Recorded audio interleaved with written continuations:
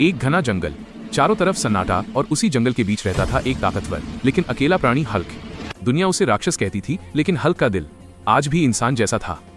एक दिन गांव के पास से गुजरते हुए हल्क की नजर पड़ी एक साधारण सी लेकिन खूबसूरत लड़की पर। उसकी आंखों में डर नहीं था, बल्कि एक अजीब सी शांति थी। हल्क पहली बार रुका, पहली बार उसका दिल धड़का। धीरे धीरे हल्क को उस लड़की से प्यार हो गया, लेकिन हल्क जानता था अगर वो सीधे प्यार की बात करेगा तो लड़की डर जाएगी। एक रात हल्क उसे अपनी बाहों में उठाता है और अपने जंगल वाले घर ले आता है। लड़की कांपते हुए पूछती है, तुम मुझे क्यों लाए हो? हल्क भारी आवाज में कहता है, मैं बुरा नहीं हूं, मुझे तुमसे शादी करनी है। लड़की चौंक जाती है। कुछ देर चुप रहने के बाद वो हिम्मत करके कहती है, अगर सच में मुझसे शादी करना चाहते हो तो एक काम करना होगा। हल्क ध्यान से सुनता है।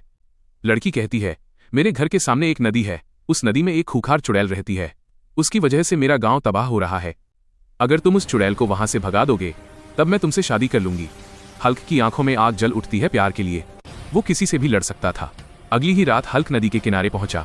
पानी उबलने लगा, काली धुंध उठी और नदी से निकलकर आई भयानक चुड़ैल। चुड़ैल हंसते हुए बोली, तू भी मुझे मारने आया है? हल्क दहाड़ता है, मैं प्यार के लिए आया हूँ। भयानक लड़ाई शुरू होती है। पानी, अंधेरा, चीखें, पूरा जंगल कांप उठता है। आखिरकार हल्क अपनी पूरी ताकत से चुड़ैल को नदी से बाहर फेंक देता है और वो हमेशा के लिए भाग जाती है। सुबह नदी शांत थी, गांव सुरक्षित था। हल्क लड़की के पास जाता है और चुपचाप खड़ा हो जाता है। लड़की मुस्कुराती है और कहती है, आज मुझे समझ आया, तुम राक्षस नहीं, सबसे सच्चा इंसान हो। और उसी दिन गांव वालों की मौजूदगी में हल्क और लड़की की शादी हो जाती है।